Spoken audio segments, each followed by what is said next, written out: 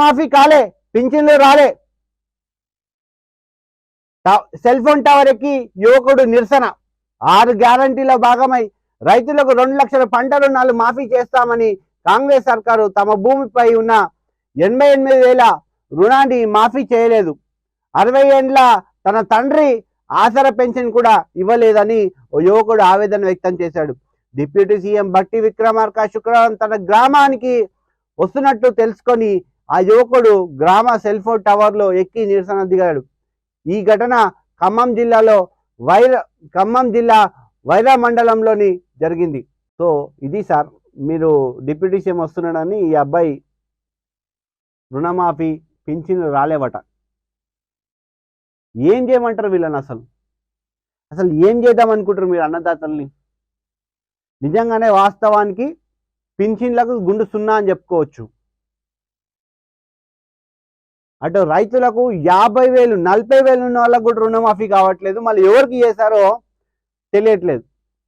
రైతులు బ్యాంకుల చుట్టూ తిరుగుతున్నారు, అయ్యా మాది రుణమాఫీ అయ్యిందా, అయ్యా మా రుణమాఫీ అయిందా.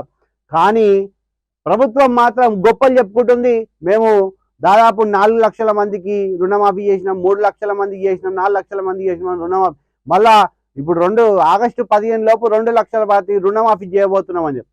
అది 50,000 మంది 50,000 రూపాయలకే రుణమాఫీ కాలే, 2 లక్షలకి ఎవరికైతే సార్? ఒకవేళ నిజంగానే అయితే మీరు ఎవరికైందనేది ఒకటి వెబ్సైట్ క్రియేట్ చేయండి, దాంట్లో పెట్టండి. ఒక యాప్ రూపొందించారు, ఆ యాప్లో పేర్లు లేవు. అది ఏది సార్ ఇది? వృద్ధులు బాధపడుతున్నారు.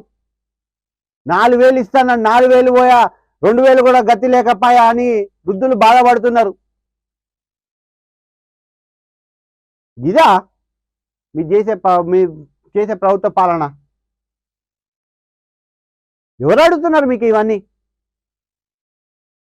పెట్టుబడులు ఎట్లా లక్ష్యం అయితే మీరు కొడంగల్ అటు మీ సైడ్ అభివృద్ధి చేయాలనుకుంటున్నారో జనాలను కూడా అదే చేయాలి. చూడండి, గత ప్రభుత్వ 10 సంవత్సరాల నుంచి ఏ రోజైనా మీరు రైతులు లైన్లో నిలబడ్డారా? మళ్ళీ అదే ఉమ్మడి ఆంధ్రప్రదేశ్ ఎట్లా పాలన జరిగిందో అదే పాలన తీసుకొచ్చారు మీరు. రైతులు పడిగాల్పు కాల్స్తున్నారు. ఆదిలాబాద్ జిల్లా కేంద్రంలోని అంబేద్కర్ చౌక్ వద్ద ఉన్న విత్తనాల దుకాణం ఎదుట శుక్రవారం బారులు తీరిన రైతులు. ఇక ఈ అధికారులు మారరు, ఈ వ్యవస్థ మారరు. 1,200 మంది రైతులకు రుణమాఫీ కాలే. అధికారులు లీడ్ బ్యాంకర్లపై ఎమ్మెల్యే కడియం ఫైర్. సార్ ఇప్పుడు ఈ 1,200 మంది అన్నారు కదా, మళ్ళీ బీఆర్ఎస్ వాళ్ళు చెప్తున్నది 20,000 పైగా అని చెప్తున్నారు.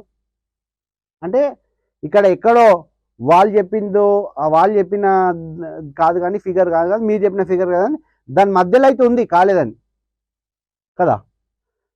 సో ఒకే మండలంలో 1,200 మందికి రైతులకు రుణమాఫీ కాలేదని వారంతా ఆందోళన చేస్తున్నారు.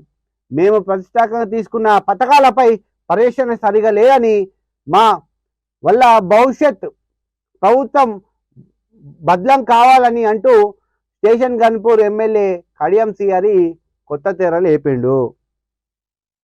ఒక మండలంలో 1,200 మంది రైతులకు రుణమాఫీ కాలేదట.